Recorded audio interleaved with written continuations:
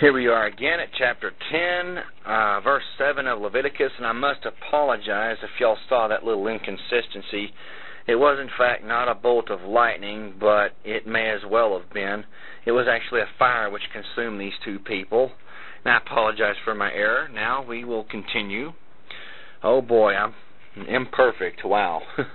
Verse 7.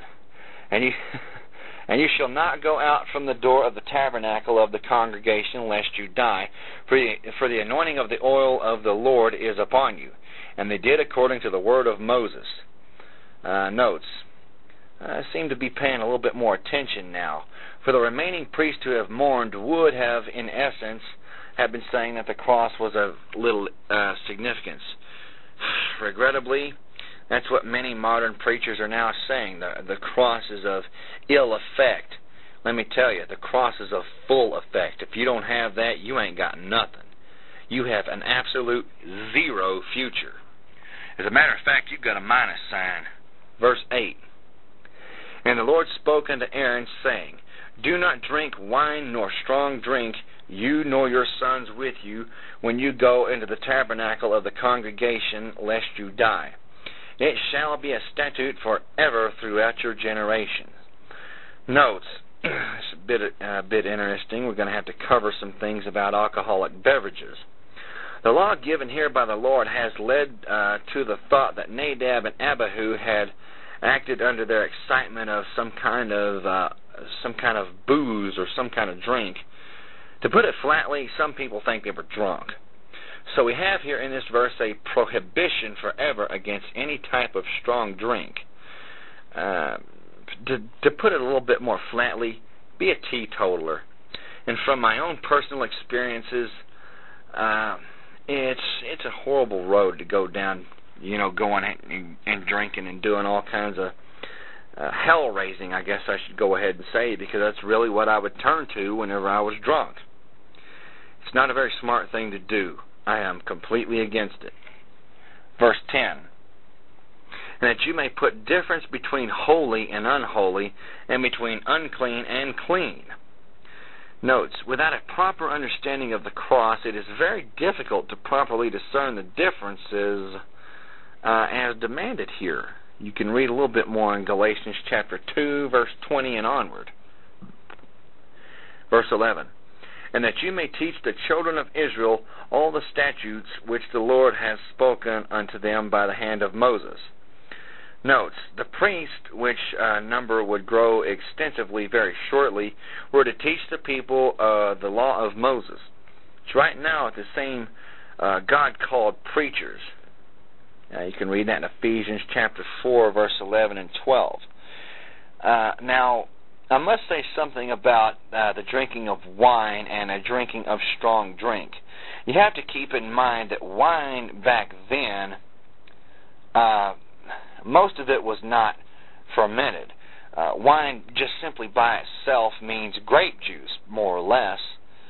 But strong drink basically means that it's been fermented or something's been added to it to give you a little bit more of an effect, so to speak. And the truth of the matter is, there are certain people that can actually get drunk off of grape juice, and they have to be careful.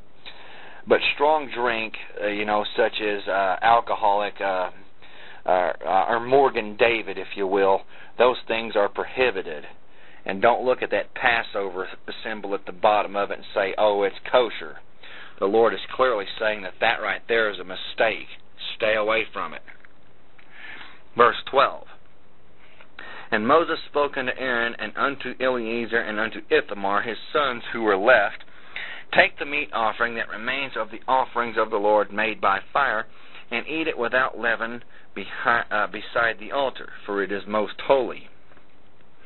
Notes, the meat offering was the only offering of the 5 sacrifices which was an unbloody sacrifice. In other words, even though it was referred to as a meat offering, in fact it had no meat, as we think of such, but rather grain which was ground into a fine flour. This offering signified Christ and His perfection, and as well, it signified thanksgiving to God for giving humanity such a gift. John chapter 3, verse 16, one of the most famous verses in the Bible. It was to be eaten beside the altar, typifying the cross, which tells us that everything comes to us through the cross. And on a very interesting side note, like I said, when people think of a meat offering, they think of something, like a chicken leg or something. This is why a Strong's Concordance is so important to have, because meat, clearly, well, in this case, it's actually talking about a flour offering, not cutting up an animal and putting on any altar or anything. Get a Strong's Concordance and look these words up, or you are going to be misled. I may have actually made a few mistakes back there, but hey, I'm not perfect. Verse 13, and you shall eat it in the holy place, because it is your due, and your son's due, of the sacrifices of the Lord made by fire, for so I am commanded. Notes.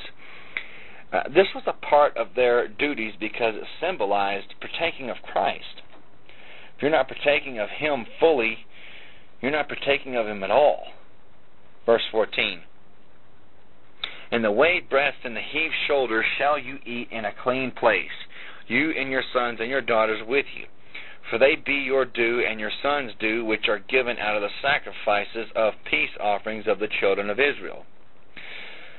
Notes. The peace offerings were to be eaten by the family, thereby celebrating peace which had been restored. Verse 15. The heaved shoulder and the waved breast shall they bring with the offerings made by fire of the fat, to wave it for a wave offering before the Lord. And it shall be yours and your sons with you by a statute forever, as the Lord commanded. Notes. The heave up signified that this God-man would come from heaven. The heave down signified that He would come down to this earth.